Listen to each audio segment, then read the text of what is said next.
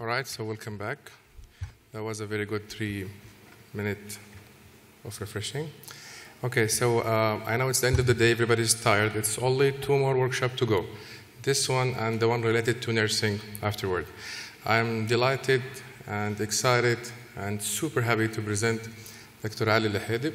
He's the Dean of the Dentistry College at King Saud bin Abdulaziz University for Health Sciences. And also, he's the most delighted person to work with. I'm really excited and happy to present him. So please, Dr. Ali.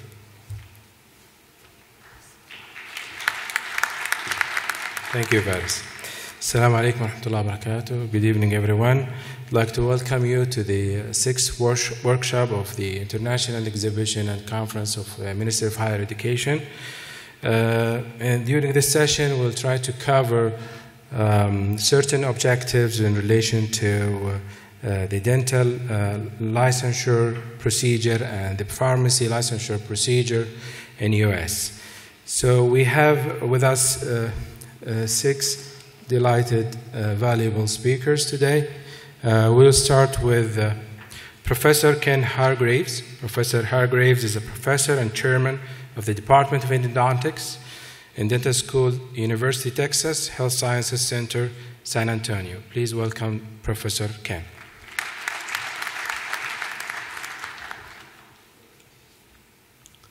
Well, thank you very much for this incredible opportunity to talk to you about advanced dental education with an emphasis on opportunities that are available at the University of Texas Health Science Center in San Antonio. And if I could have the first slide, please. Go. So, in answer to the question of who am I, I'm actually professor and chair of the Department of Endodontics at the University of Texas. However, I also have cross appointments in the School of Medicine, in the Department of Surgery, as well as in the graduate school in the departments of pharmacology and physiology. And this is one of the key distinctions that I think that we have in San Antonio, is that not only do we provide education that is focused on clinical specialties of dentistry, but in fact, because we're a health science center, we're actually integrated together. And so many of us cross-fertilize each other's fields in terms of both scholarship, but also in terms of patient care. I'm also the editor of the Journal of Endodontics, and my own area of research is in the area of pain therapeutics, and the role of stem cells in regenerative endodontic therapy. At UT Health Science Center in San Antonio, we are now moving into a new clinical facility, which will be a state-of-the-art clinical facility in my own area of endodontics. Not only is everything digitized, we have our own cone beam CT and all the latest equipment that we would need to provide the highest level of training and the highest level of patient care that would be available. Specifically, in terms of UT San Antonio, we have all of the CODA-recognized dental specialty programs. This is an absolutely broad spectrum health science center that's available. However, the deadlines for the application, the interviews, and the particular start dates are actually program specific. And so this is important because there's not just one simple approach to be able to do this. In terms of endodontics, for example, we have an evaluation of dental school transcripts. And this is from standardized translation services. We require official TOEFL scores as well as GRE exam scores. We do not require national board scores at the time of application. And the website actually contains all information in terms of applying for the endodontic program. Now, this is an impossible slide to read, so please don't try to read that. But I've brought several hundred copies if you're interested. I've actually provided all of this information for all of the advanced programs that are available at the University of Texas Health Science Center. So if you or a colleague has an interest in dental specialty education, particularly in San Antonio, please see me after the talk, and I would be more than happy to give you this link to all of the specific programs that we have, the start dates, the application process, the program directors. Let me try to give you a flavor of what distinguishes San Antonio specialty education from that of other programs. All of the programs, as you just heard on the medical panel discussion, all of the programs in the United States for dentistry all meet the same minimal criteria. So if you have a certificate in endodontics from one university, you know that you've met the same minimal criteria as every other university. Having said that, each program is distinctive in some type of measure. And one of the aspects that I think is of particular importance in terms of San Antonio is this knowledge that a clinical specialty is not simply your hands. The most important tool as a specialist, in fact, is your brain. And so we really feel that in addition to training you to be superb, caring, ethical clinicians, that it's important to have an element, a strong thematic element in terms of scholarship. And that research scholarship is actually what distinguishes in part a specialist from a general dentist.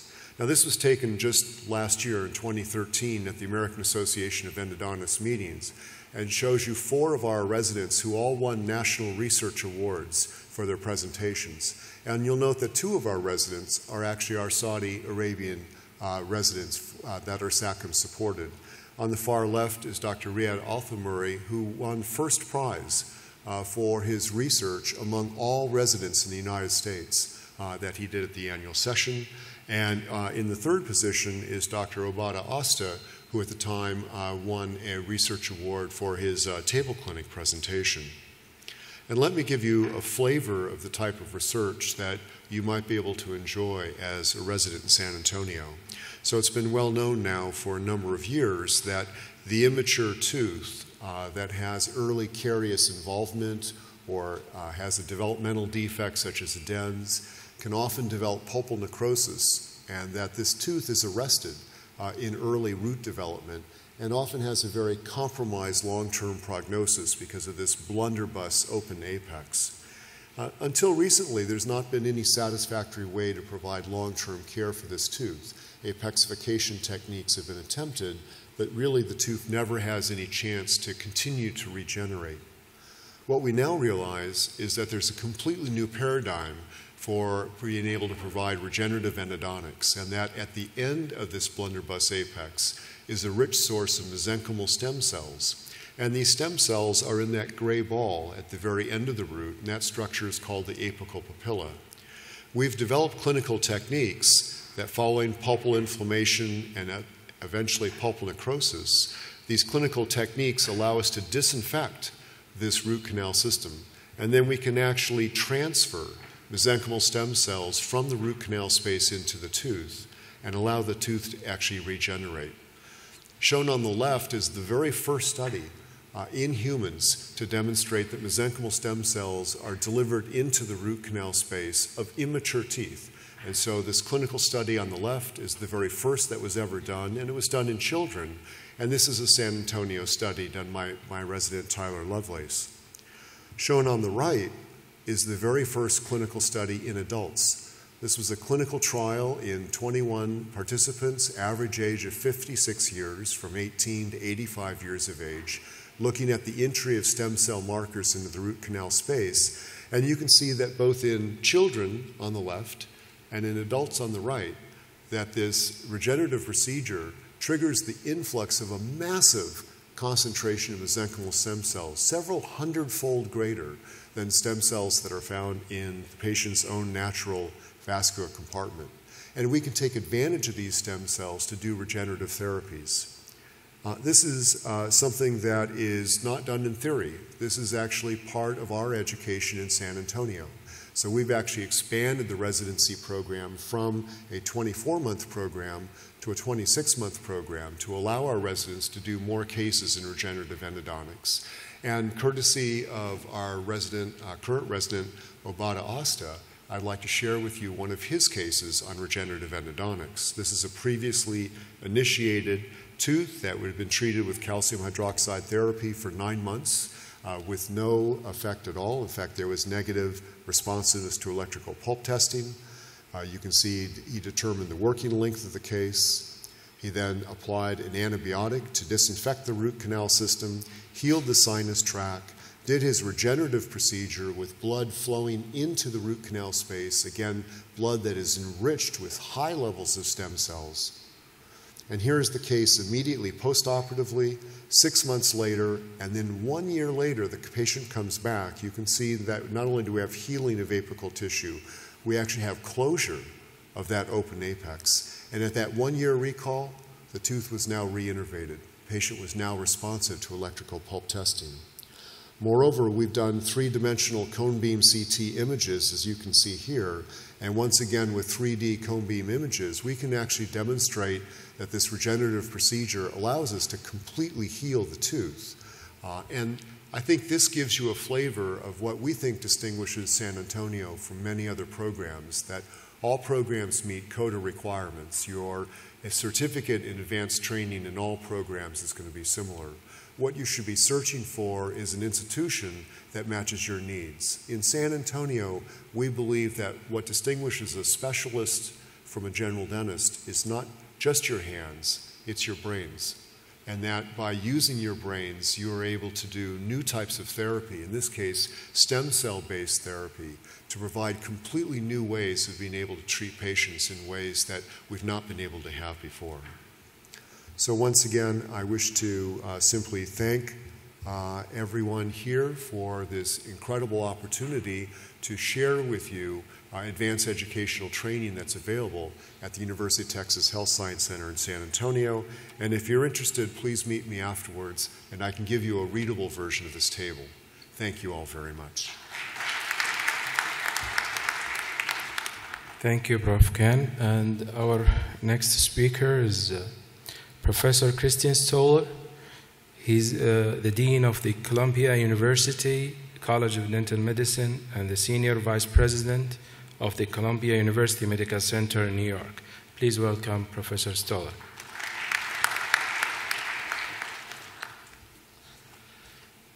Thank you, Dean Ali. It's my great pleasure to be here, and I'm a real fan of Saudi students. I think two of our probably most prominent students, one is now a dean and the other one is a vice dean, and that tells you that there is great strength in universities collaborating with you. Specifically, I would like to talk about the situation at Columbia. And what we need to recognize is the match has become a real problem for students from many foreign countries to become part of our residency programs. The reason is we have expanded the number of schools, and the opportunities for students to become part of this match is an issue. And for that reason, Columbia is looking into new opportunities to open the doors to truly create leadership for students that come back to Saudi Arabia and assume roles that are going to be extremely important in the future of the country. What we would like to do is combining fellowships and residency programs with additional degrees, such as a master or a PhD in the Teachers College, leading to a degree in education, Master of Public Health with a Doctor of Public Health, together with the School of Public Health. And this again would be combined with a fellowship or a residency program. We are in the final process of putting into place a Doctor of Dental Science, similar to what you know from Harvard and from Penn University, in an attempt to create a clinical doctoral degree leading to more translational research, and then finally the standard PhD that Columbia has had for many, many years that should be also combined with such an opportunity in the clinical field. And in order to take advantage of the university at large, we are open to any suggestion that a student might have to work with any other department of the 18 schools in the Columbia system. What we would like to see for this special program And clearly this is a program that would actually get the student out of the match to some extent. A commitment of a home university that there is a future for that student in the university to assume, a position there and then ultimately move up the ladder to significant leadership. And we would like to see evidence of the applicant's commitment to excellence in whatever form. And this is basically a new way for us to recruit, students that are going to be meaningful for us and meaningful for you. They contribute to our research enterprise and they contribute to your future in the sense that they will ultimately train, the students that are in your pipeline.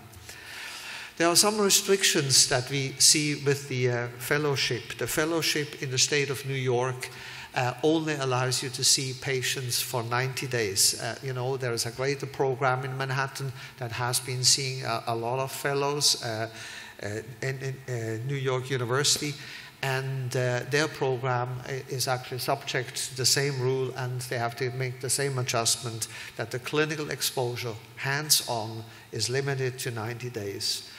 In a non-CODA approved program, I mean the program that is not approved by the Commission on Dental Accreditation.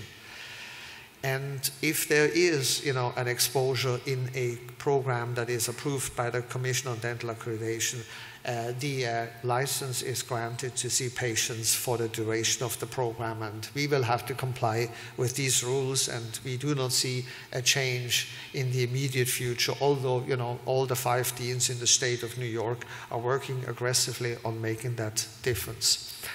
I think I would like to give you an idea about Columbia University and what the opportunity for students is at Columbia. You shouldn't look at a dental school here. You should look at a bigger university, and the more a student takes advantage of the bigger university, the greater the experience at Columbia.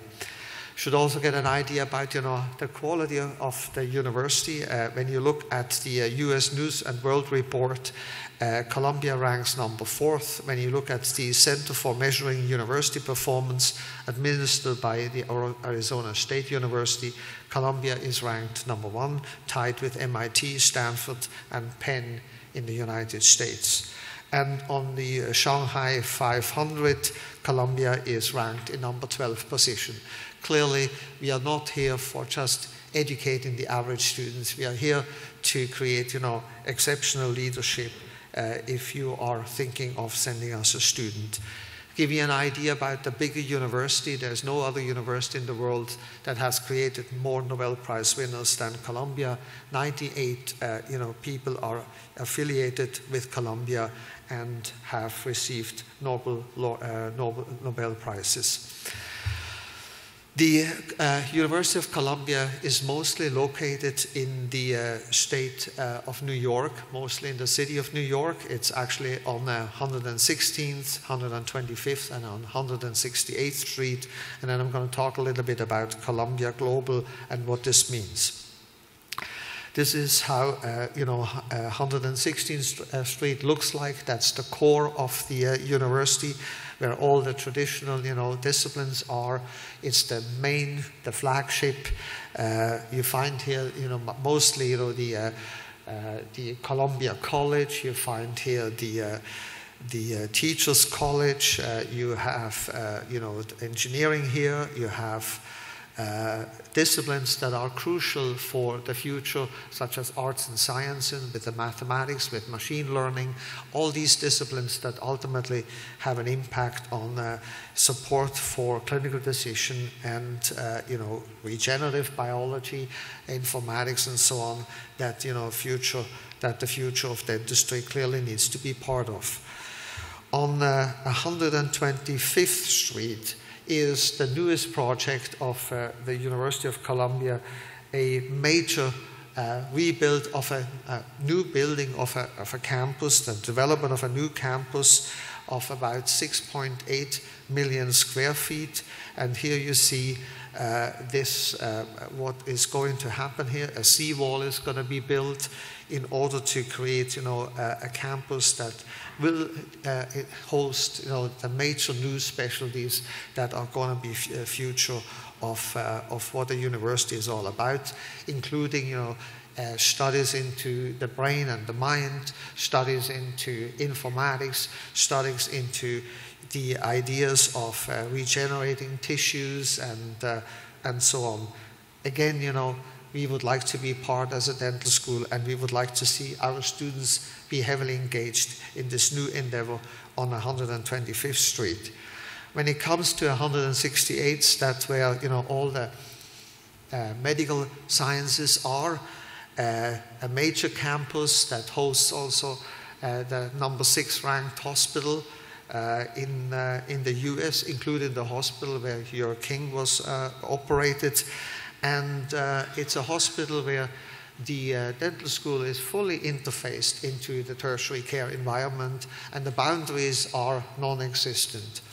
We are working very hard on trying to get, the medical dental technologies integrated in the sense of information technologies, and it's an environment where one can clearly look for new questions that you couldn't solve in many, many other areas. Same as Dr. Hargraves has said, we have a center for translational research, and this gives you opportunity that not many dental schools in the US have available to allow students to pursue questions that otherwise wouldn't be possible in the absence of such an activity.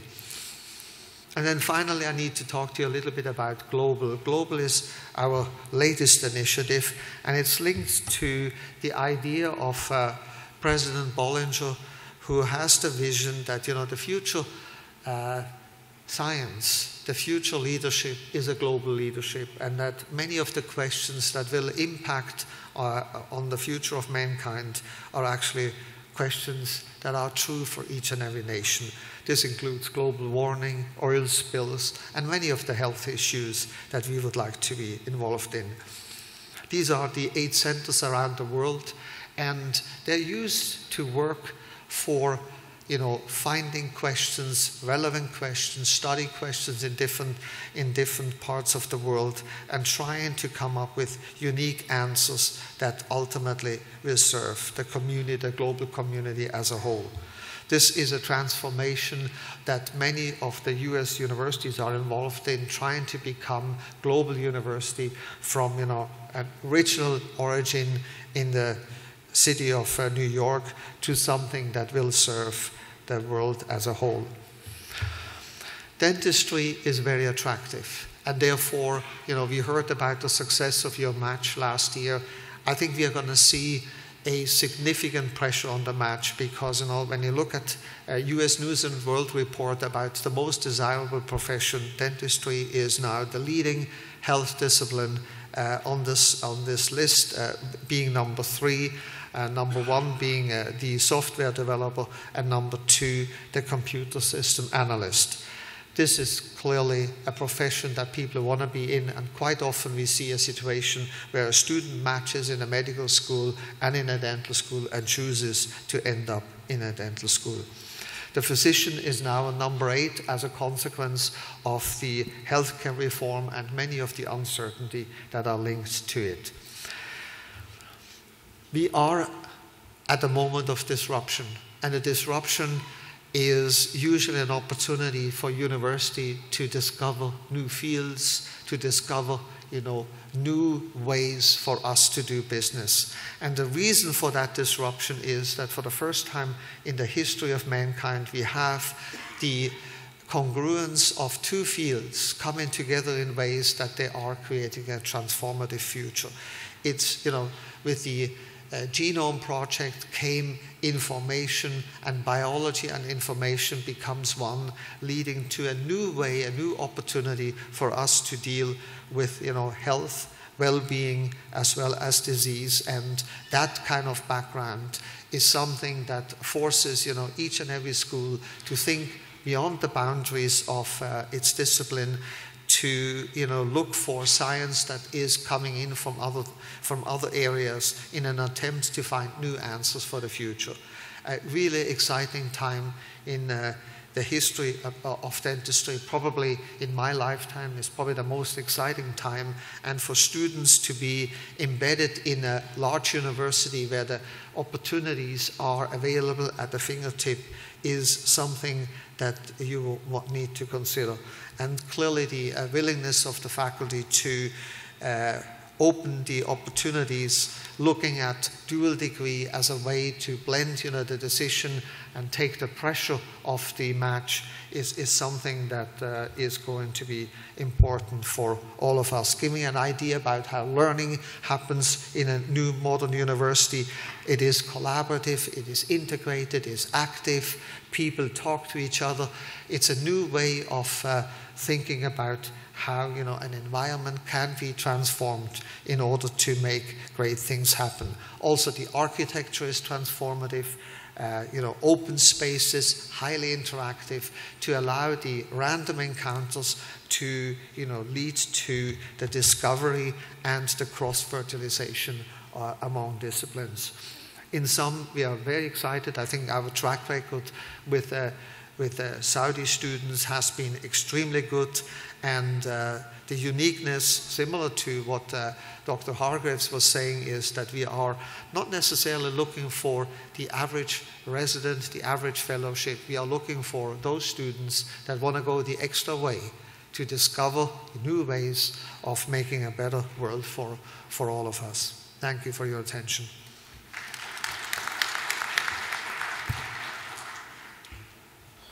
Thank you, Christian. Now we are moving to another important topic, which is the pharmacology. And we're going to start with Dr. Nasser Zawiya. Dr. Nasser, he's the Dean of the Graduate School of Biomedical Sciences at the University of Rhode Island and a professor of pharmacology and toxicology at the same university. Please welcome Dr. Nasser.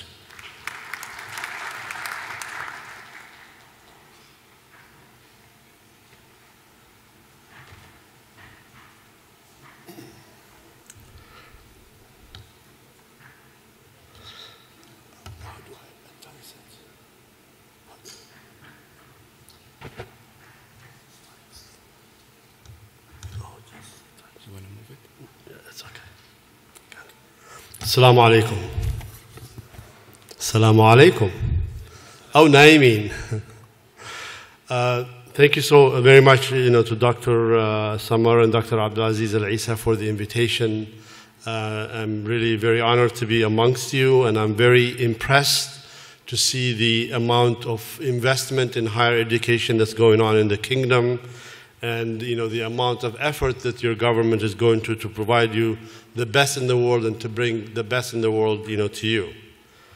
I am a pharmacologist, but I am not a pharmacist. And as you go into this process, you understand the difference. But I will not be speaking about pharmacology. I will be speaking about pharmacy. And I'm very hopeful that if there are any questions that I'm not able to answer, I have pharmacists in the audience that will help me to look at that. I'm presenting to you the University of Rhode Island, and we are really in the smallest state in the United States in terms of area, but not in terms of population. We consider ourselves to be in a very ideal spot between Boston and New York. And we have beautiful, beaches, and we have historic Providence very close to us, within 20 minutes, Boston and New York. And we don't have the disadvantages of living in a very crowded city like New York that requires some very creative buildings. This is our campus. This is the quadrangle, our campus in the middle of the University of Rhode Island. And we have about 13,000 undergraduate students studying, towards their bachelor degree. We have 3,000 graduate students whom I am responsible for as the Chief Academic Officer of Graduate Education. We have students from 52 nations and 45 U.S. states and territories represented. The student to faculty ratio is very good. At our university, 16:1, and 2/3 of classes on campus have fewer than 29 students. So I hope I did some advertising for our university, and that becomes attractive. But I'm here to talk to you about several opportunities in pharmacy, in pharmaceutical sciences. And the first one I will start with is BS in pharmaceutical sciences, or what we refer to as BSPS, which is a relatively new program for us. This is a 4-year degree. This is not a professional degree. It's designed for training for students to go into research, industry, and government focused. And potential pathways, they can later on go for MS or PhD. And we also have the Doctor of Pharmacy, so I'll speak our PharmD program, a 6-year degree, and this is clinical professional focus. In addition to that, in the College of Pharmacy, we also have master's and PhD programs in pharmaceutical sciences. The BSPS curriculum is 2 years of pre-professional coursework, and it's really basic things that you get science and math and general university education. And then it's 2 years professional tracking, advanced science skills, pharmacology, medicinal chemistry, and then students can choose a focus area, whether it's pharmaceutics, natural product chemistry, cosmetic science, pharmacology, toxicology, or regulatory affairs. You're directly admitted to the BSPS as a freshman, right out of high school or secondary education. And to hold a seat in professional curriculum, junior and senior years, the next 2 years, you have to meet all of the first 2-year prerequisites to move. The specializations in the BSPS is the first stage is the I don't know if I can point or how to use the pointer. Is natural products, medicinal chemistry, I've already mentioned that, pharmacology, even bioinformatics. Then you go to the development phase where you're learning pharmaceutics and clinical pharmacokinetics, and then the aftermarketing, which is epidemiology, economics, regulatory affairs, and management. And the PS curriculum designed 3 to 4 years. There are core courses, and I'll skip that in the interest of time. For pointing? Okay. Okay. I think I will be fine. Yeah. And these are the core courses. And we have labs, formulations, manufacturing, medicinal chemistry, and molecular biology. We happen to have really a state, maybe the latest and built College of Pharmacy building with the latest innovation in building structures, maybe in the country, and a $75 million facility. It's not pictured here, but at the basement of that is also a manufacturing facility in the university. So we are incorporating that into the curriculum, and these students are prime candidates for that. Again, this is more on the BSPS curriculum. Now I will switch to the PharmD curriculum. It's 2 years pre-professional requirements in general education, and then 4 years of professional curriculum referred to as P1 to P4. 3 years coursework, P1, P2, P3, and an introductory pharmacy practice experiences. And then the 4th year is advanced pharmacy practice experience, which is rotations, and I'll explain some more of that. We are one of very few pharmacy schools in the US, maybe less than 10, where we are 0 to 6. We take students straight from high school, secondary education, and at the end of the 6th year, they get a PharmD, Doctor of Pharmacy degree. In the first 2 years, they are advised in a university college, but they are holding a seat. They automatically transfer to the professional curriculum if they maintain a certain GPA and successfully complete an interview. We have very limited, seats for year 3 transfers, so we don't take, transfers. And as far as I know, I think from our admissions, this may even extend beyond, 2015. So I'd like to also mention something about overview of the pharmacy application process. You need to complete a common application. There's a $65 fee for that. You have to have your official high school transcripts in English. They must be sent to the Office of Admissions in an envelope that has been stamped and sealed by an official at your local or regional branch of the Ministry of Education. There has to be a scanned copy of the TOEFL or IELTS score report form. We require 79, in the TOEFL and 6.5 as a minimum for IELTS. We need 2 letters of recommendation, from you. 1 letter must be from a science or a math instructor. And we need a paragraph explaining why you would like to study in URI's PharmD program. SAT, ACT scores are optional, but recommended due to the competitive nature of the PharmD process.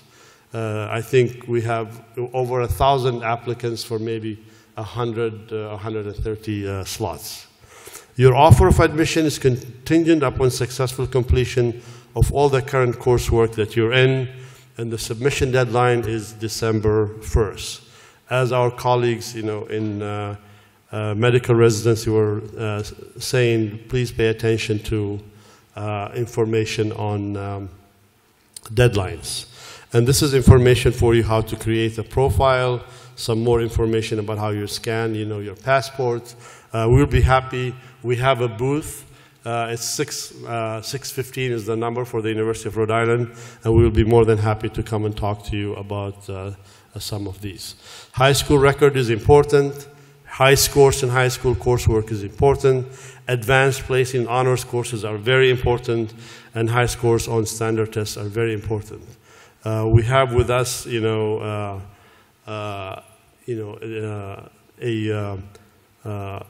Bo, who really, you'll find him in the booth, who does actually look at these applications and evaluate them. In 2013 applicant pool, we had over 1,000 applicants, as I mentioned, for 130 seats. The average SAT score is a 1320. Average ACT score is a composite equals 29. Average GPA is 4.1. This is a very, very competitive class. And in the whole university, our pharmacy students have the highest scores, even above the engineering students. So this is a very competitive group. And the PharmD curriculum is driven, by design to meet accreditation standards. It's an entry-level generalist practitioner. We teach you how to find information and then how to make a good clinical decision for a particular patient. Study ways how to improve compliance in therapy for chronic diseases. Each semester, you get pathophysiology disease, biomedical science, drugs and how they work, and therapeutics, managing patient therapy. These are the core classes. In addition to that, we have what we call IALs, which is seminar case-based around organ system diseases. These are small classes. The students are actually the ones who are teaching or presenting. The faculty member is in the background facilitating the conversation. We also have integrated lab sequences, drug delivery, kinetics, law, health systems management, and self-care. You can see that our approach is, a systems-based approach, and you can see, the sequencing where we go, all the way through, to the end with oncology and hematology. So we have public health, health systems, law and ethics, business, management, pharmaceutics, pharmacokinetics. It's a very holistic, organ-based, approach driven by design to meet the best standards in curriculum design for accreditation.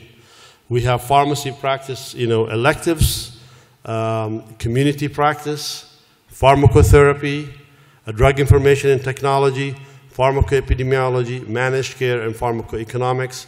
We also have research electives for students, bench research or clinical research. They can have a choice of either one. The PharmD early, experience is introductory pharmacy practice experience. This is 300 hours, and students are volunteers. They begin that very early in their career as P1. It's required for both community, hospital, and service learning. And this is designed to expose a student to the workplace culture very early on.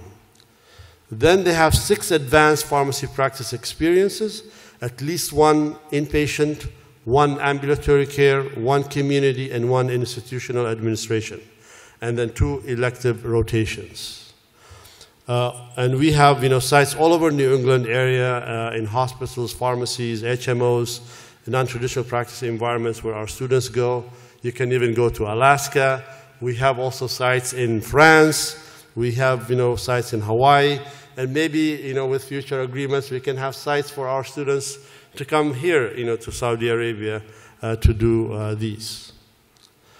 You can see that we have really a very high quality institution in our College of Pharmacy, and this is evidenced by the results that our students get in the boards. You can see maybe in 2008 we had a very small, but normally 95 to 97%, 100%, 99% is the first time pass rate of our students.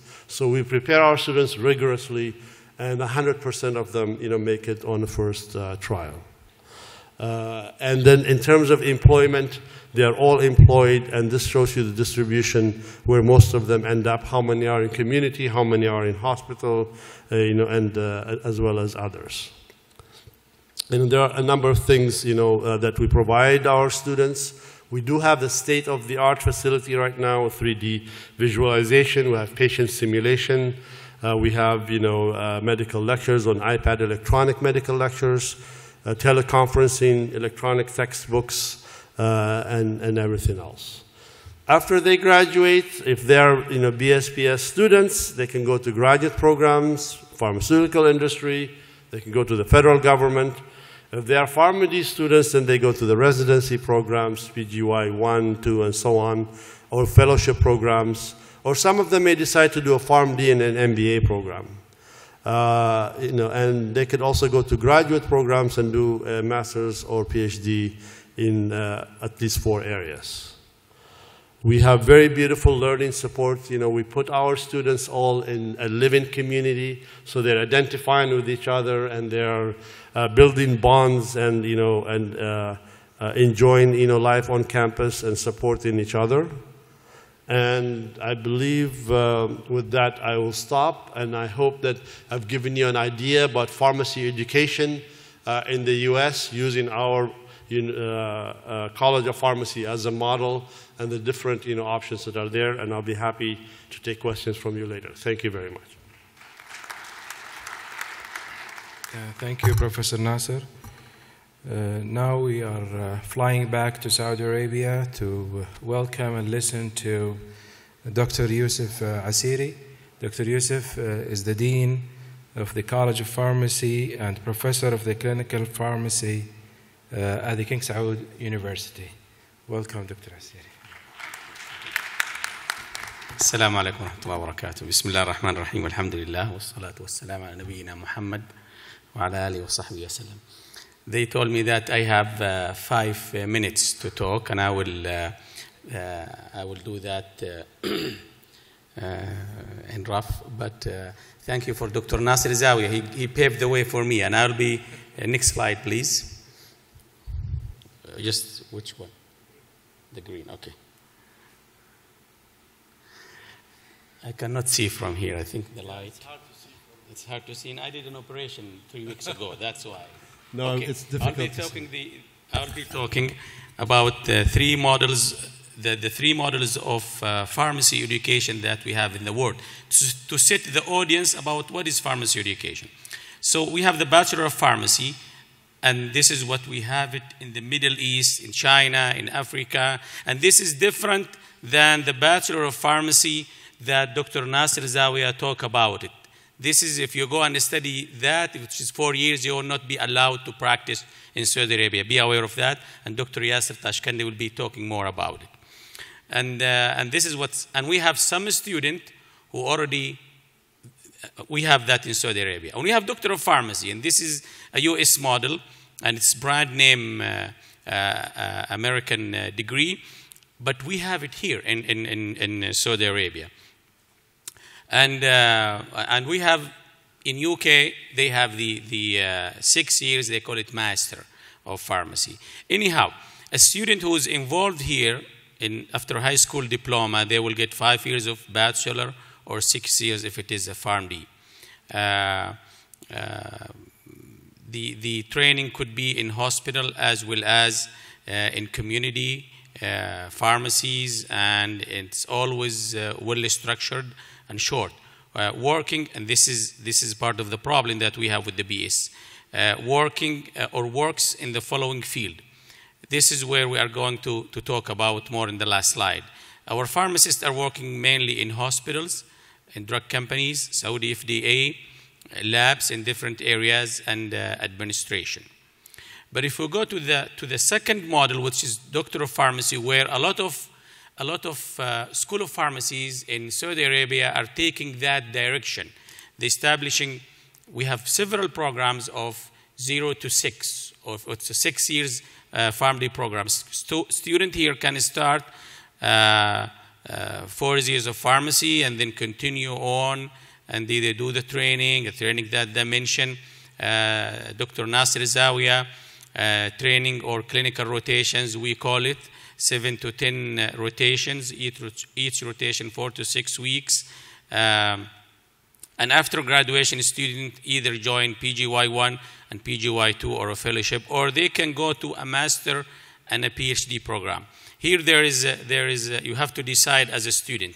If you would like to continue your professional career, that means you would like to go and work in a hospital, be part of the round and so on, it is better for you to go PGY1, PGY2, and then go to fellowship or subspecialization and so on.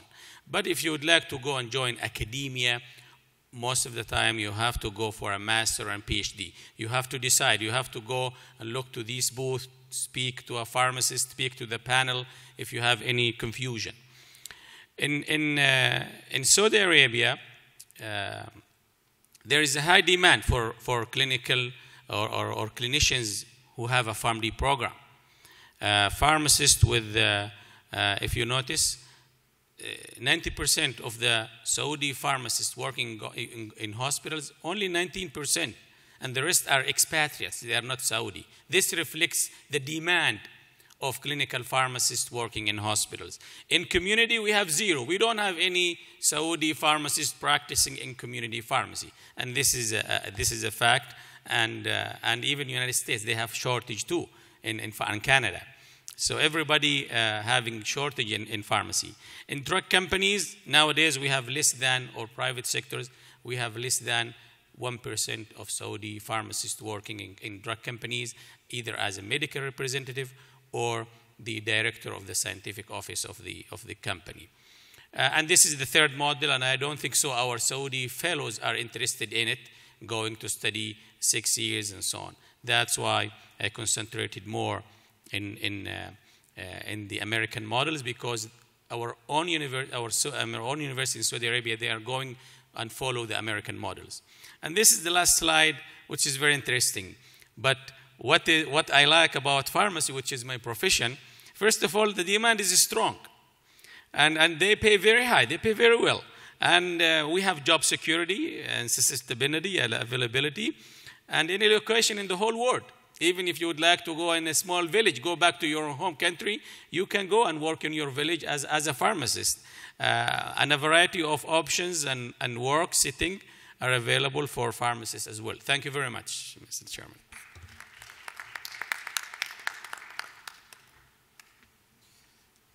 Thank you, Dr. Asiri. And if you'd like to learn more about the classification and whether your program that you are heading to is recognized, you have to listen to Dr. Yasser Tashkandi, our next speaker. He's the Assistant Secretary General for the Classification and Registration at the Saudi Commission for Health Specialty. Please welcome Dr. Tashkandi. عفوا دكتور هذه البوينتر ايوه البوينتر ما في اوكي بسم الله الحمد لله والصلاة والسلام على رسول الله. It's an honor as well as pleasure to be here with you to share some of the ideas that will help you, inshallah, to plan your future properly. Before I start, I would like to see hands. How many of you in the audience here are fresh graduates from any healthcare specialty and planning to go for postgraduate degree in the next 3 to 5 years? Can I see hands, please? 1, 2, 3, 4. All right, there are few numbers. My sight cannot go beyond the first 5 or 10 rows, but I can see that there are some other. Thank you very much. All right. The sisters. The challenge is that we have a number or significant percentage of Saudi healthcare professionals who finish their degree from Saudi universities and travel abroad and come back with their degrees to find that the degrees that they have been working on for the past few years is not accepted here. And they always come to my office and they try to argue and to use some emotional, subjective words that at the end of the day doesn't help them. Some of them, they are upset, they go to Diwan Madhalim and other government agencies like this, but at the end of the day, their effort is worthless. So the main thing is that you plan, ask before you take the step and travel abroad. It is your responsibility. I'm going to talk briefly about the Saudi Commission, and I'm going to share with you some of the committees that are governing the Saudi Commission work. And then I'm going to address some of the challenges that we see in this practice. طيب, the concept is very logical. Allah subhanahu wa ta'ala said in the Quran, ألف لام ميم أحسب الناس أن يتركوا أن يقولوا آمنا وهم لا يفتنون ولقد فتنا الذين من قبلهم فليعلمن الله الذين صدقوا وليعلمن الكاذبين. Now, the Saudi Commission is not interested to say that you're a believer or not. This is not our mission. But we use the same concept. You say that you are a healthcare professional and you have done your degree and you have done so and so. Okay, we're going to test you, and then if you pass, you will be given the proper licensure. If not, then sorry. In 1992, there was a royal creed to approve the rules and regulations and the system of the Saudi Commission. So we're not talking from our own minds. We are supported by a royal order. And this was done for a purpose. Inshallah, I'm going to address it in the next couple of minutes. Okay? When the Saudi Commission started, we had some training programs for internal medicine, surgery, OB-GYN, pediatrics. Later on, other specialties such as ophthalmology, psychiatry, family medicine was added. And by 95, we had about 1,400 practitioners participated in these training programs. We have 10 scientific boards. And in 1998, we had about almost 9,000 practitioners classified by the Saudi Commission. In 1999, we had about 13 boards, and in 2002, we had more boards such as neurosurgery and pharmacy, nursing, healthcare, allied health science. And in 2002 as well, we had one of the hospitals in Qatar, Hamad Hospital, joined the programs of the Saudi Commission. The point I want to make is that by that time, and after that, many hospitals and government agencies in the Gulf region, they began to communicate with the Saudi Commission and asking to use our prometric tests and other things that we offer to collaborate with them. What does that mean? It means that other countries in the Gulf region are trying to use the help of the Saudi Commission because they believe that the Saudi Commission has came so far and reached to a good level. And we in the Saudi Commission are proud of that, and we're also trying to help in that area.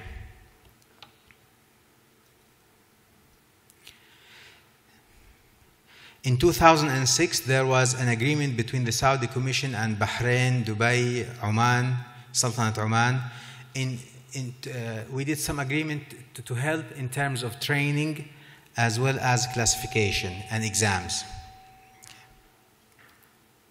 And also in 2008, there was a royal creed that specified another task for the Saudi Commission, which is the CME. This is our vision and mission. At this point in time, we have the main branch in Riyadh in the diplomatic quarter close to the Egyptian consulate, and we have about 18 branches across KSA. We decided to open more branches because more people, and that is very expected, is more practitioners in different cities in KSA are trying to get classification. So we are trying to help. And I still believe that there are some shortcomings and there are some areas for improvement, which will take some time. Now, quickly, this is the major committee that the Saudi Commission operates from or get our rules and orders from. This is the Board of Trustees, Majlis al-Umana, headed by the Minister of Health. And in that board, you have directors of major hospitals in Riyadh and in Saudi Arabia to represent different sects such as National Guard, King Faisal Hospital, military hospitals, security forces hospitals, and Ministry of Health as well. And also in this board, we have representatives from Saudi colleges, healthcare colleges like medicine, dentistry, and pharmacy, of course. So this is the board that governs most of the rules and regulations of the Saudi Commission. And very often people come to my office, they said, you're the Assistant Secretary General, you can't change. No. If there is something said by this board, I don't have any authority to go around it. I might give you advice to comply with, but not to go around.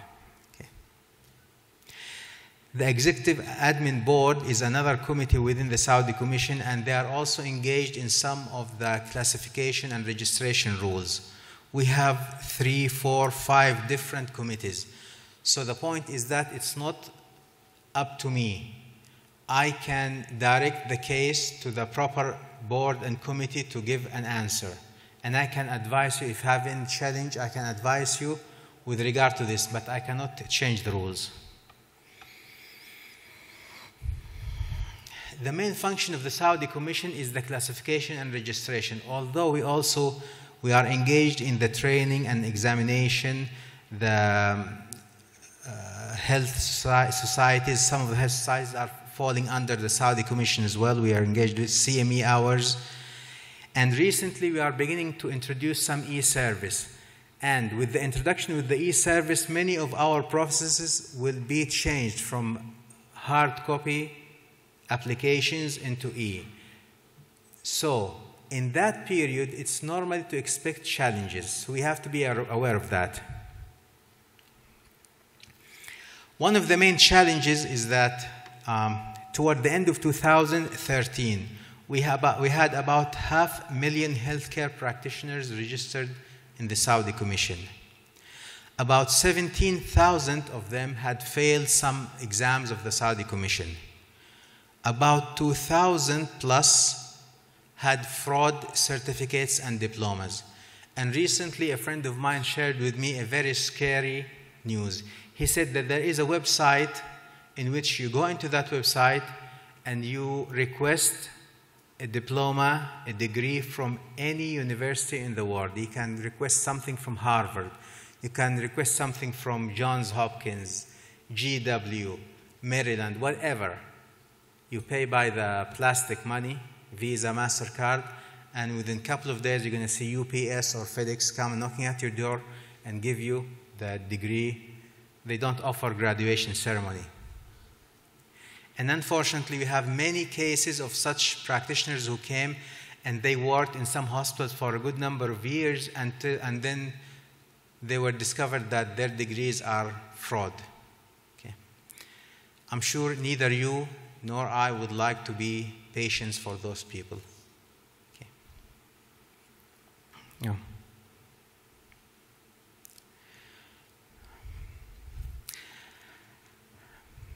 We have people who travel and they finish masters and certain other degrees. Excuse me. And when they come, they want to be classified as clinical pharmacists, clinical nutrition, or other specialties, and they have zero hospital work in their training. And unfortunately, some universities in other countries, I cannot say what is their exact intention, but they attract students, they give them some promises, and when those students finish and come back, they found that their degree is not accepted because they don't have any clinical training. I had a guy who came to my office and he was very upset, and he was claiming that the Saudi Commission didn't accept his degree despite the fact he's coming from one of the world-leading universities, blah, blah, blah. And he began to talk about this university, and it's his right. He spent some years there. He believes it's a good program, and I have no problem with that. Now, I said, okay, tell me how can I help you? He said, I have master's degree, and the Saudi Commission is not accepting it. I said, master's degree in what? He said, in mind and brain. Okay, what does that mean? So he translated. He said, mukh wa aql. I said, I know, I can't translate into Arabic, but what does it mean, master's degree in mind and brain? Can you explain it to me? What do you do with this degree? He said, in this country, I worked in a hospital in which before the patient is seen by the physician, he would come to my clinic. I will run some tests, then I will define the problem for this patient so the physician can help him. I said, okay, this is called diagnosis. Do you make diagnosis? He said, yes. I said, cool. All right, mind and brain. Do you make diagnosis in neurology or psychiatry? He said, both. I was, all right. So then what is the role of the neurologist or the psychiatrist if you make the diagnosis? He said, well, I don't know. And he began to talk about his university. To make the long story short, I said, I cannot help you. I'm going to prepare a committee from a neurologist, psychiatrist, psychologist, and we're going to sit and meet with you on that specific date. On that day, before that day, we called him. He said, I am outside of KSA. I had an important meeting, etc. I said, fine. Give us your number, a local number or whatever, so that we can call you on that specific time and meet with you over the phone. We met with him. I introduced the committee. The neurologist asked him, define epilepsy. Very simple, straightforward question. Pause. I said, excuse me, can you help us answer? He said, well, you know, I studied this 3 years ago and I forgot the definition. Okay, I said, fine. You want to make a diagnosis and you don't know what's the disease. The psychiatrist asked him, similarly, he didn't answer. So I said, do you have a logbook? He said, what is logbook? I said, fine, ignore it. How many patients you have seen in that university? He paused, he said, 1. How many years you study? He said, 6 years. So 6 years, you've seen one patient, and you want to make a diagnosis in neurology and in psychiatry. Is that what you want? He said, yes. And I was about to faint.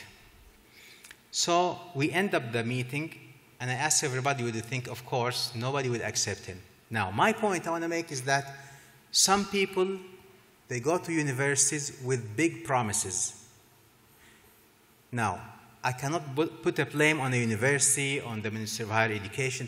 It's your responsibility. If you want to go and study, do your best so that you can get a good education. Clinical training, clinical structured training is mandatory. If you have any doubt, please visit me in my office in the Saudi Commission in the diplomatic quarter. I will meet with you, show me the acceptance letter, some details about your program, and I can discuss it with you one-to-one. If you want to do it officially, we have a process in which you can apply officially, and we can give you an official answer about the program you are about to get into. Of course, there is a fee associated with this process, but at least you have something to guide you in the better future. All right. Again, the last thing I would like to add about the training is that some schools, we have problems with the degrees in which you come and you're not getting training. And a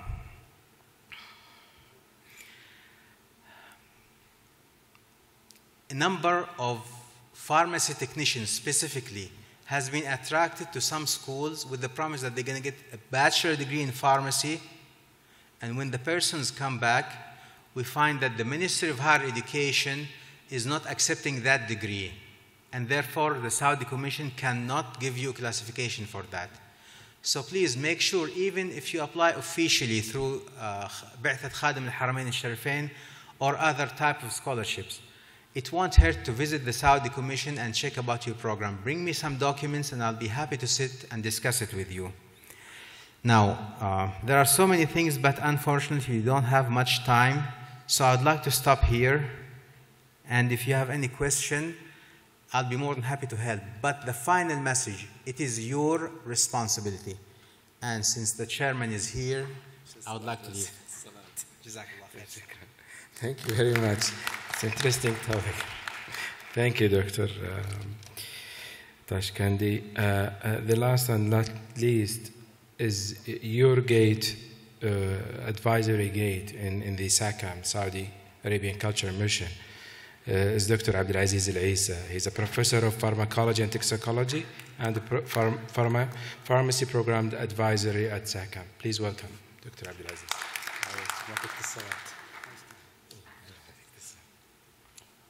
السلام عليكم.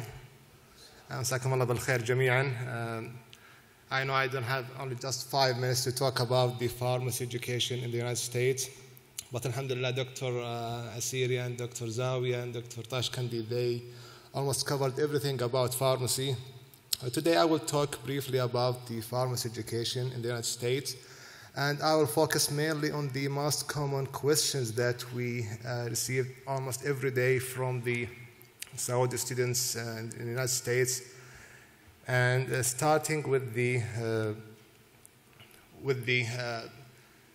pharmacy degree that you can use to practice pharmacy in the United States or in Saudi Arabia. You have to have Doctor of Pharmacy or PharmD.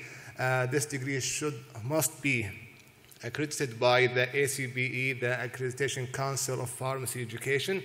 After that, you have to get the state pharmacy licensure exam, which is the NAPLEX, and the state law. I want to pay your attention to one of the degree that confused most of the students, which is the BS in Pharmaceutical Sciences that Dr. Zawiya talked about, the BS and PS. This degree will not permit you to practice pharmacy in the United States and in Kingdom of Saudi Arabia. Therefore, actually, in the Ministry of Higher Education and in SACAM, we don't recommend anyone to apply to this degree.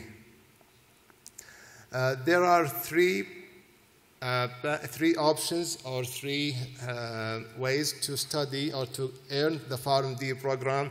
The first one, we call it 4+4, in which you have to earn a college degree in any major.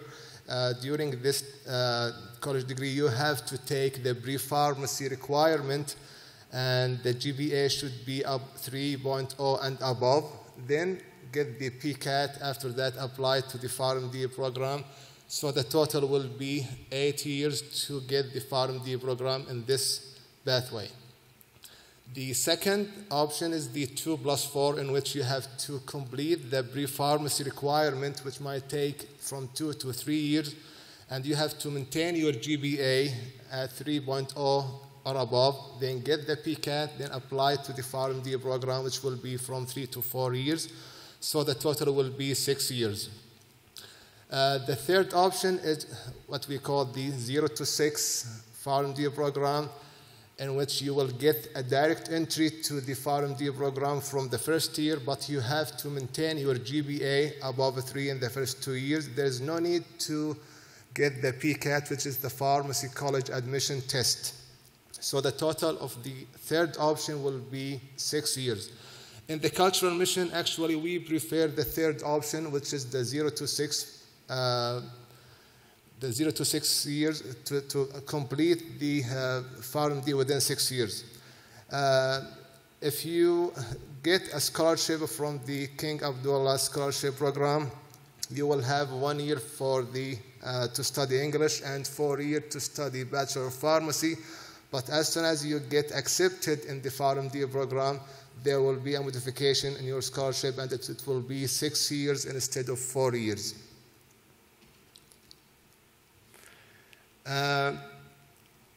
Actually, most of the we received a lot of questions from the pharmacists who got their or who earned their degree from Saudi Arabia, who earned their pharmacy degree from Saudi Arabia, and they want to apply to residency program.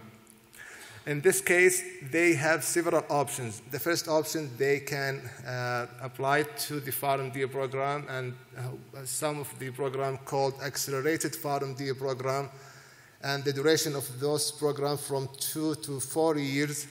And the reason for taking or repeating the pharmacy or the PharmD again is to get the license and apply for the pharmacy licensure, which is through the NAPLEX program, and get the state law exam, and then apply to the residency program. But in the cultural mission and the Ministry of Higher Education, we don't recommend you to take the PharmD if you have a pharmacy program, if you have a B pharmacy or PharmD from Saudi Arabia, because it will be considered as a repetition of the same degree. The Ministry of Higher Education considered the PharmD as equivalent to a bachelor degree.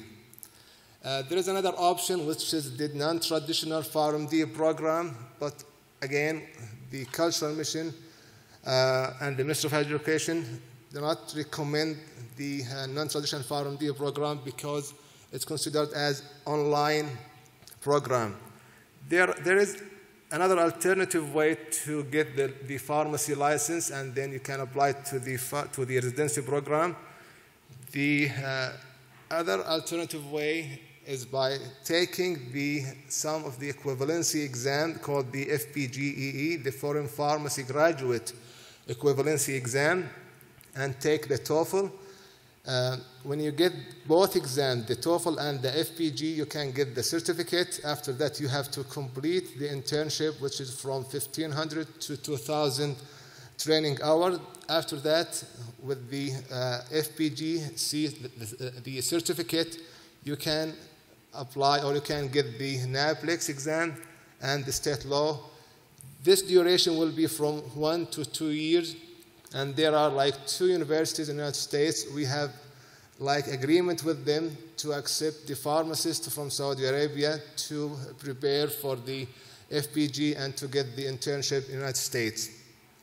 But if you take the PharmD from the United States, you don't have to go through all of these equivalency exam and the internship. Just what you have to do is just apply or get the NAPLEX. After that, the state law. I will talk briefly about the postgraduate program, the residency program, BGY1 and BGY2. You have to be a licensed pharmacist to apply to the residency program. In the BGY1 or the postgraduate year 1 pharmacy residency program, it will be covered only the general pharmacy practice.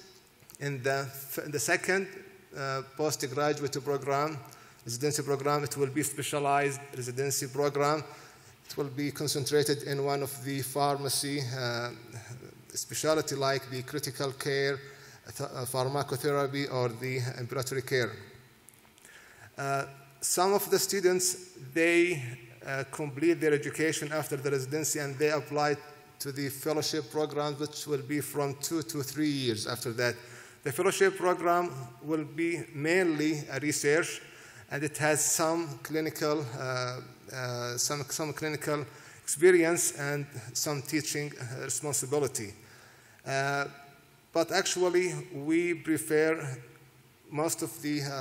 we encourage all of the pharmacy students, if they want to go through the clinical pharmacy program, it's good for them to get BGY1, BGY2. After that, it's good to get the PhD in pharmacotherapy or other clinical pharmacy program.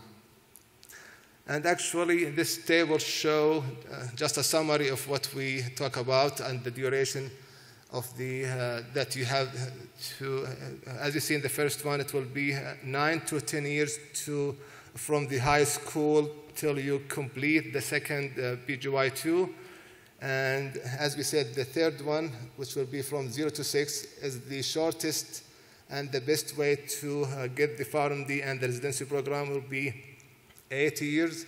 And if you have a pharmacy degree from Saudi Arabia, it's good to go through the program that will allow you to get the license, like the program that I said in 2 universities in the United States. It will be from 3 to 4 years. And if you have more questions, you might visit the website of the Saudi Arabian Cultural Mission, and also there will be more information about the PharmD program in the American Association of College of Pharmacy. Thank you so much. Thank you, Dr. Abdulaziz. I don't think we have much time for questions. We have 5 minutes before the Maghrib prayer. So maybe we'll start with the ladies, if you have any questions. I cannot see.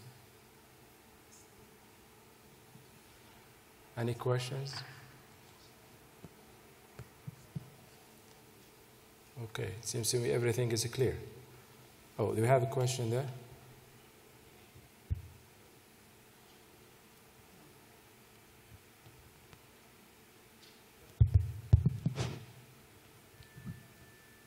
Assalamu alaikum. I have a question for Dr. Abdulaziz. He said about for law and the license, there is 2 universities in USA. What's this university? It's Massachusetts College of Pharmacy and Health Science and University of Arizona. Okay. One more. Assalamu alaikum. I have a question to Dr. Tashkandi about the DBT, Doctor of Physical Therapy program. Is it accredited here as a master degree, as a, or what do you accredit here in Saudi Arabia? Bismillah.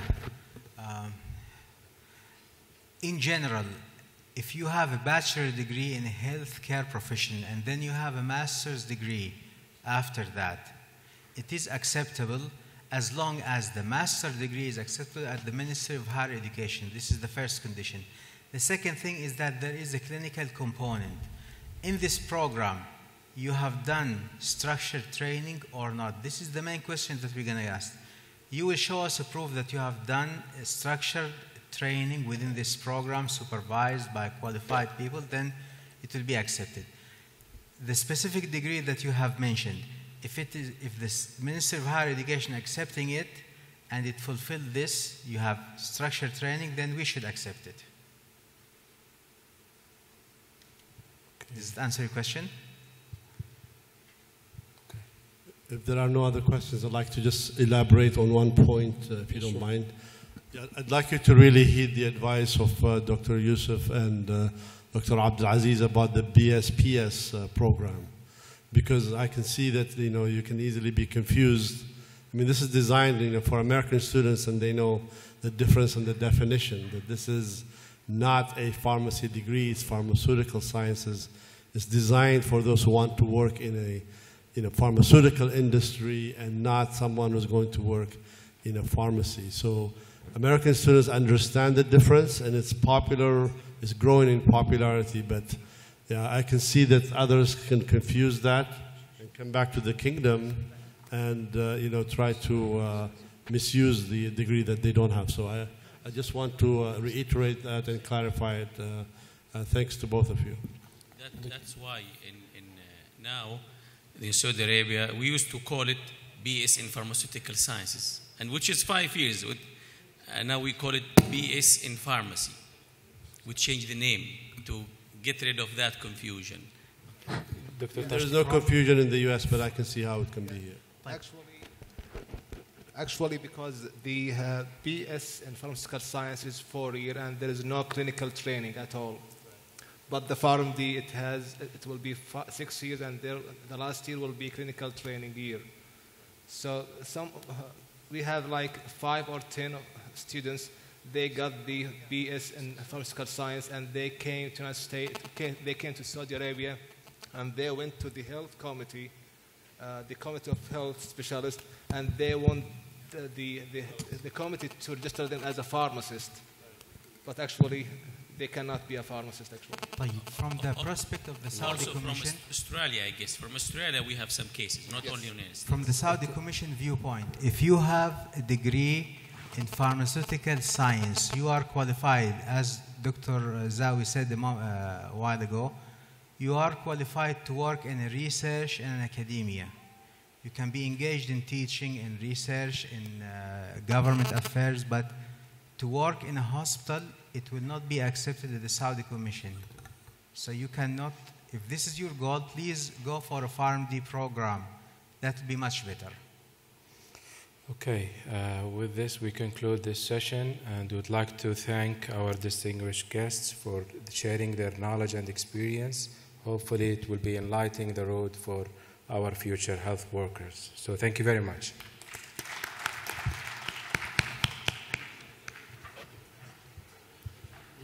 All right, so no break this time. We're going to quickly turn over to our last session. Please be seated.